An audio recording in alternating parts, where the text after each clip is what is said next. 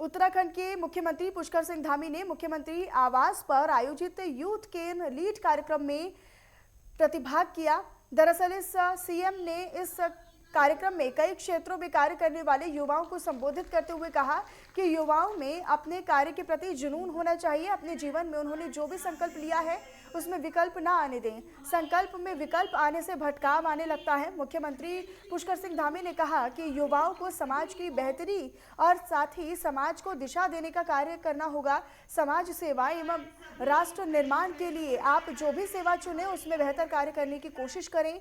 मुख्यमंत्री ने इस दौरान ये भी कहा कि प्रधानमंत्री नरेंद्र मोदी के मार्गदर्शन एवं केंद्र सरकार के सहयोग से राज्य में ऐसे बहुत से काम हुए हैं जो पहले नामुमकिन लग रहे थे। इस अवसर पर सांसद तेजस्वी सूर्या ने ये कहा कि उत्तराखंड देवभूमि है। आदि शंकराचार्य ने कर्नाटक में श्रृंगेरी मठ और बद्रीनाथ केदारनाथ में धर्म पुनरुत्थान का कार्य कर कर्नाटक और उत्तराखंड को जोड़ने का भी काम किया।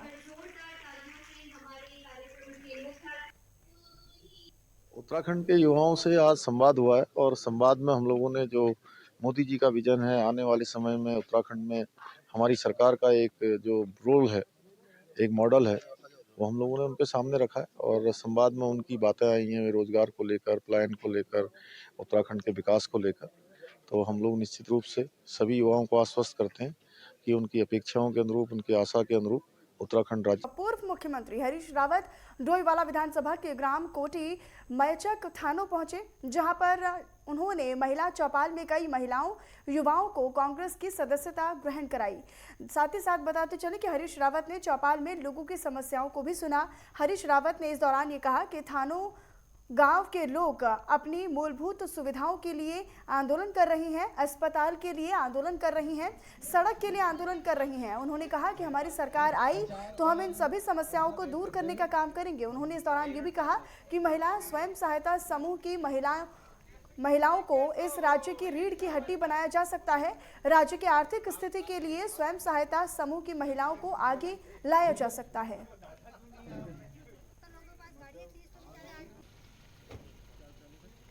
जी ने एक महिला चौपाल लगाई थी और लोग भी, गांव के और लोग भी जुड़े थे। बड़ा अच्छा लगा और बड़ी अच्छी अच्छी बातें आई। थानों हॉस्पिटल की बात उठी कि उसका उच्चीकरण होना चाहिए। यहाँ एकाध सड़कों को लेकर के आंदोलनरत हैं लोग, उन सड़कों की बात आई। और फिर रेखा जी ने बताया कि किस तरीके से रेखा रोड बनी है यहाँ, उसका जिक्र आया। और सबसे अच्छा ये लगा कि जो यहाँ के महिला स्वयं सहायता समूह हैं वो बहुत अच्छा कर रहे हैं, बहुत अच्छा कर रहे हैं। और मुझे पिनालू के गुटकों की बात और भुने हुए पिनालू की बात, यहाँ अपने गांव का बचपन याद आ गया। देखिए इतना अच्छा, इतना शानदार वातावरण है यहाँ का। तो महिला स्वयं सहायता समूह को कैसे आर्थिक विकास की रीढ़ की हड्डी बनाया जा सकता है, कैसे वो उनको हमारे राज्य के आर्थिक विकास को आगे बढ़ाने का माध्यम बनाया जा सकता है, उस पर बड़ी चर्चा हुई। और लोग कांग्रेस के सदस्य बने, हमारी बहनें बड़ी संख्या में कांग्रेस की सदस्य बनी।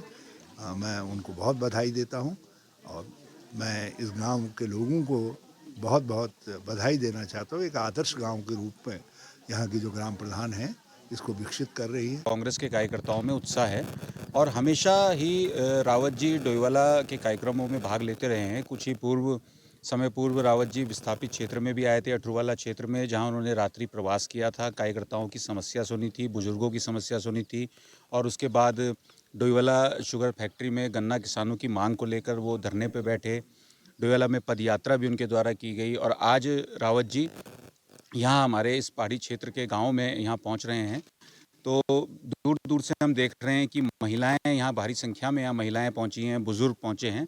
कुछ ही देर में रावत जी यहाँ पहुँचने वाले हैं और सब कार्यकर्ताओं में उत्साह है क्योंकि रावत जी जन जन तक पहुँच रहे हैं। वो यहाँ आए, उन्होंने इतने प्यार से लोगों की समस्याओं को सुना।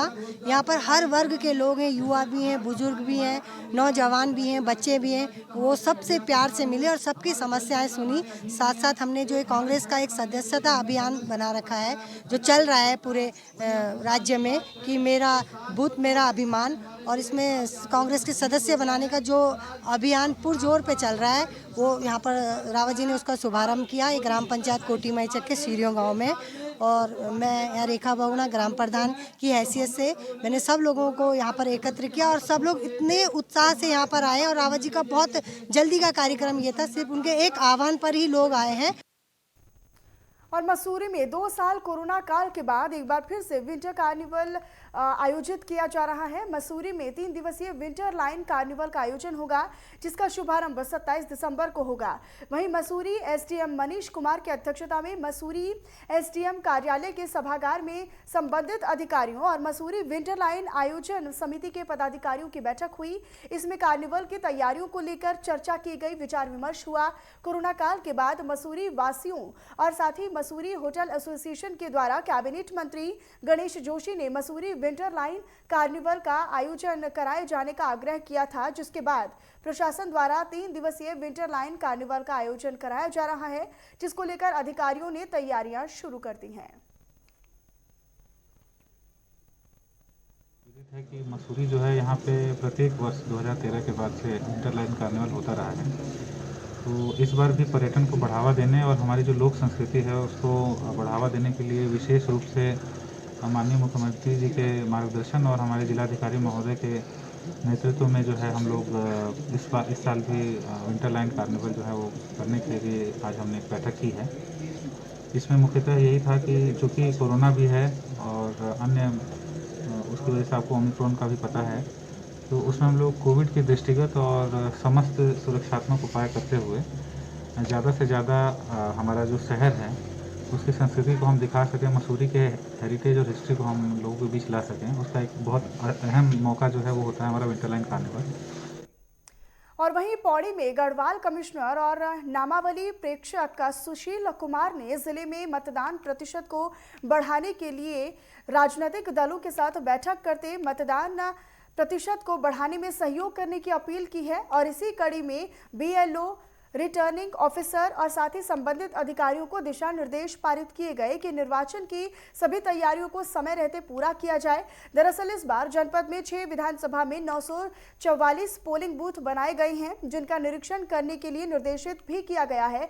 गढ़वाल कमिश्नर ने इसको लेकर निर्देश दिए हैं, जिसमें बिजली, पानी, शौचालय और दिव्यांगजनों के लिए रैंप की व्यवस्था पूरी करने के लिए कहा है। वहीं चुनाव प्रक्रिया के अब तक जिले में निर्वाचन विभाग को मिले नए मतदाताओं, जिनमें 21,500 नए आवेदन मतदाताओं के मिले हैं, इनको वेरीफाई करने के निर्देश भी गढ़वाल कमिश्नर ने संबंधित विभागों को दे दिए हैं। राजनीतिक दलों का भी सहयोग अपेक्षित रहता है और इसके अलावा जो हमारे पास आवेदन प्राप्त हुए हैं नए मतदाता जोड़ने के लिए, लगभग जनपद पौड़ी गढ़वाल में 21,500 आवेदन प्राप्त हुए हैं, उनका भी इस समय निरीक्षण चल रहा है। और उसके बाद जो EPIC है, जो वोटर कार्ड है, वो तैयार कर लोगों तक पहुंचाना है जो नए वोटर मिले हैं। तो ये बड़ी महत्वपूर्ण प्रक्रिया है, इसमें गति लाई जाए। और उसके साथ ही निर्वाचन के लिए जो तैयारियां हैं, जैसे बूथ जो बने हैं, उनके जो आने जाने के रास्ते हैं, भवन हैं, बिजली के कनेक्शन हैं, टॉयलेट हैं, इन सब को भी सभी अधिकारी देख लें, कानून व्यवस्था की स्थिति को भी जांच लें और पूरी तरह से जो तैयारियां हैं उनको पूर्ण कर लें।